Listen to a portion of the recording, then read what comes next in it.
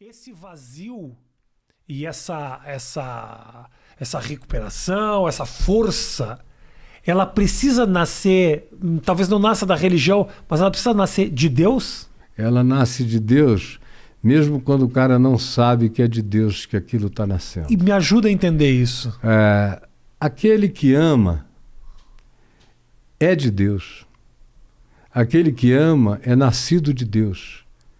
Aquele que ama conhece a Deus, porque Deus é amor. Então, mesmo que você não chame de Deus, quando você opta pelo amor que não é romântico, não é sedução, isso aí é uma outra forma de amar, tem a ver com o mamífero reprodutor e com outras coisas. Mas o amor genuíno é uma escolha. É uma escolha de quem você quer ser. É uma escolha de que caráter você quer ter. Uhum. E isso pode acontecer com qualquer um, em qualquer lugar. Pode estar lá na Ilha de Páscoa. Nunca ouviu falar de Deus, de Jesus, do jeito que, por exemplo, eu falo. Mas o cara fez uma escolha. E eu já estive em tribos indígenas bem originais, há 40 e tantos anos atrás. Eu ainda era um jovem. E eu via aquele pessoal, muitos deles, meu Deus, não sabiam nada, mas amavam. Cuidavam da mulher, cuidavam dos filhos, cuidavam da caça, da casa, se divertiam uns com os outros da maneira mais limpa, não tinha nada que gerasse briga. O cara ficava ancião lá com 35 anos, ele formava a roda dos anciãos, sentavam para se divertir, conversar, histórias de caça, do mato, e os filhos é que iam caçar, as mulheres trançando, fazendo outras coisas, tudo lindo. Eu comecei a olhar para aquilo e a minha tese de ordenação ao Ministério Presbiteriano, quando eu tinha 20 anos, e me pediram uma tese para me ordenarem, aí eu escolhi uma tese que, resumindo o tema, era o seguinte: era a relação de Deus, das pessoas com Deus, fora de qualquer conhecimento religioso. E aí a minha tese era essa, baseada, claro, em Jesus e no Evangelho. Uhum. Porque o critério final do Evangelho, quando Jesus fala, a única vez que ele fala mesmo de um juízo, ele chega e diz que naquele dia vão ser separados uns dos outros, como um pastor separa no campo os cabritos das ovelhas. Aí ele diz que então se dirá às ovelhas: vinde, benditos de meu Pai, tomai posse do reino que vos está preparado desde antes do Big Bang, desde antes da fundação do mundo. Sim. Aí eles disseram: mas por quê? Nós nunca te conhecemos. Nós não sabemos quem tu és. Aí ele disse: a razão é porque quando eu tive fome, vocês me deram de comer. Quando eu tive sede, vocês me deram de beber. Quando eu fui forasteiro, refugiado, vocês me abrigaram. Quando eu estive nu, vocês me vestiram. Quando eu estive preso, vocês foram me visitar. Quando eu estive enfermo, vocês foram me ver. Aí eles disseram: mas quando, Senhor, tu estivestes assim? Ele disse: todas as vezes que vocês fizeram isso a qualquer outro pequenino irmão na terra, era a mim que vocês estavam fazendo. Aí disse para os outros: apartai-vos de mim, porque eu tive fome e vocês passaram, eu tive a mesma coisa e vocês não reconheceram. Aí eles: mas como a gente sempre soube quem tu eras? Ele falou: mas vocês nunca me viram.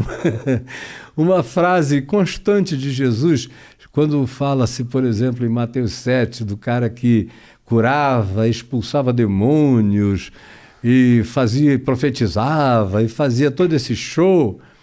E aí ele disse: naquele dia muitos virão assim para mim, e eu lhes direi: eu nunca vos conheci, eu não sei quem sois. E aí eles vão dizer: mas como?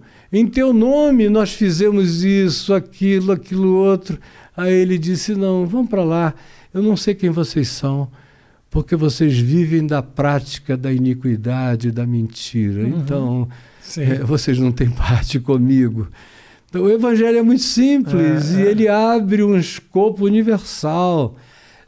Cristo é universal e não precisa, não é da universal, mas é universal. Sim. E não precisa que ninguém tenha e marque os direitos autorais dele. Não, eu só faço se alguma coisa. Não, ele está fazendo agora, em todos os lugares da Terra.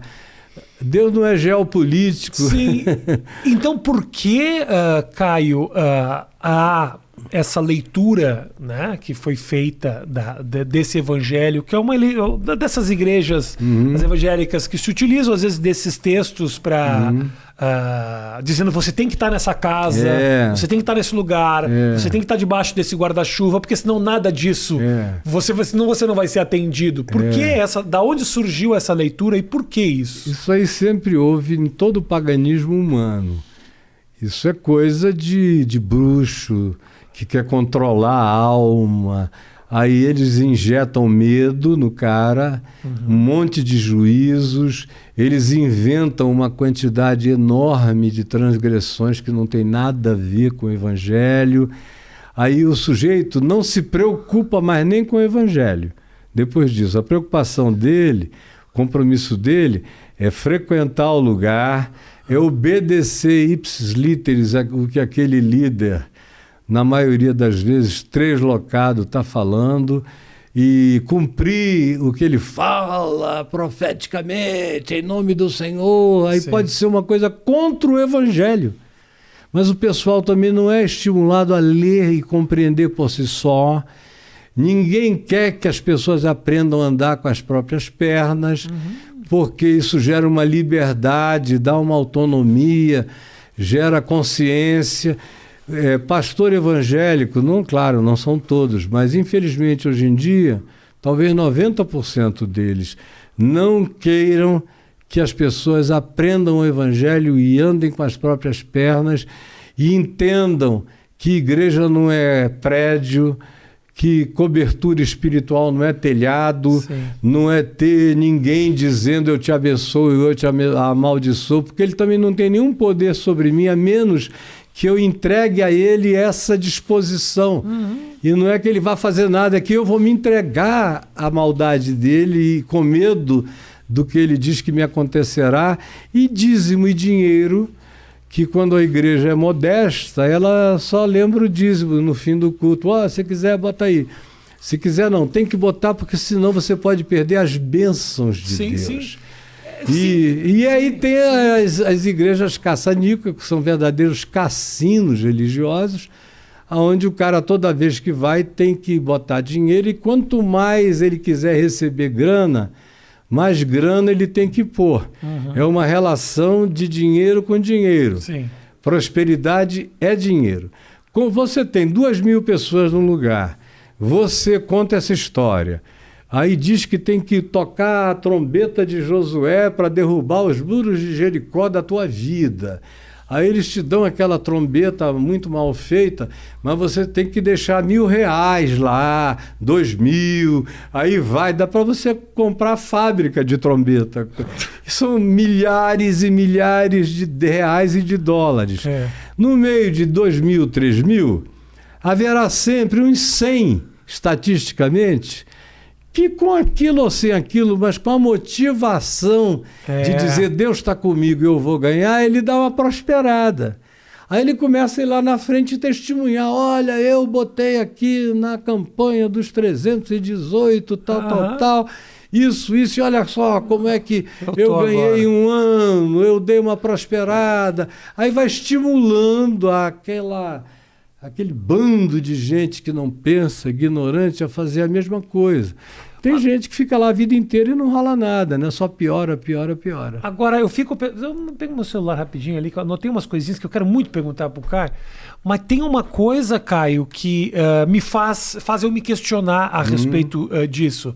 Obviamente, tem ali no meio, não tenha dúvida de que existe uma motivação equivocada e financeira para essa manipulação, mas, por outro lado, assim, é incontável o número de histórias de pessoas completamente desacreditadas que quase precisavam dessa disciplina para conseguir respirar e sair do fundo do poço. Pessoas que colocam lá os seus R$1.000, mas por isso elas também acabam seguindo elas acabam melhorando de vida. Porque elas ganham o objetivo. Entram na linha, o pai para de bater na esposa, começa a ficar dentro de casa, cuidar dos filhos, sai do mundo das drogas. Obviamente, não estamos agora vendo a motivação do pastor. Eu estou falando mais do fenômeno de recuperação humana. E aí, como é que faz? Eu fico pessoalmente dividido, porque eu vejo o benefício e, obviamente, também vejo a intenção. Entendeu? Como é que você que passou por esses lugares trabalha isso? Do mesmo jeito que eu te falei daquele negócio do pessoal que diz eu fiz em teu nome e Jesus disse eu nunca vos conheci. São dois grupos.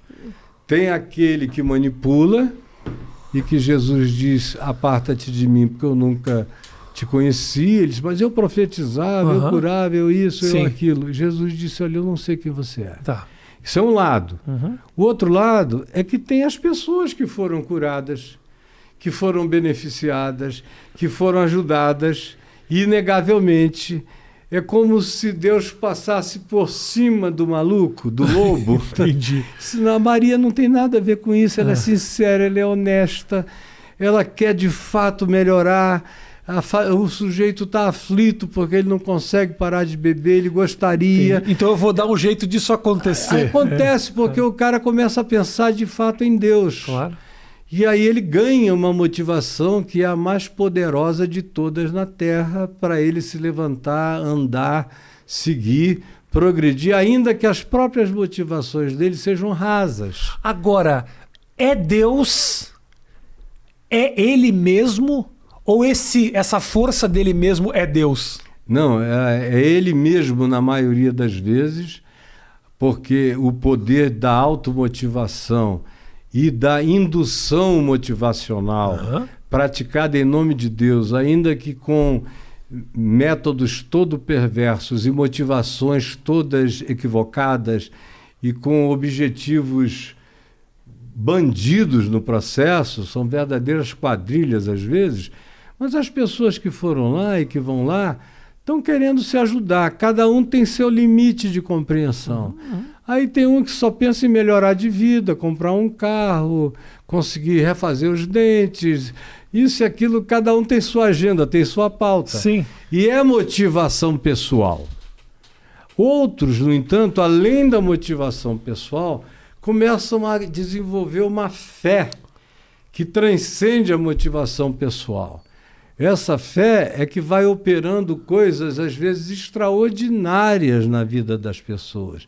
Mas ela continua pensando que aquele lugar, que aquele endereço, que aquele CNPJ, que aquele teto, que são aqueles caras, embora eles não tenham nada a ver. Nada a ver. Eles foram só os grandes motivadores, de modo errado, que produziram na pessoa esse desejo de superação e elas foram adiante. Foi o gatilho, né? Foi o gatilho, na maioria das vezes. E em outras vezes, no processo do gatilho, o cara acaba encontrando. Aí o que acontece? Essas igrejas têm as portas tão largas na frente quanto no fundo, na porta dos fundos. O que acontece? O cara entra, fica ali um ano, aí ele começa a ouvir outras coisas aqui e ali. Aí ele diz, bom, eu tinha que ter passado por aqui, mas aqui não é o meu lugar para ficar. Então, eles acabam procurando outros lugares mais tranquilos, mais lúcidos, não abusivos, onde, por mais que eu acho que não é a melhor coisa, mas eu tenho que reconhecer que é infinitamente melhor do que onde o cara estava e que ele vai melhorar indo para ali.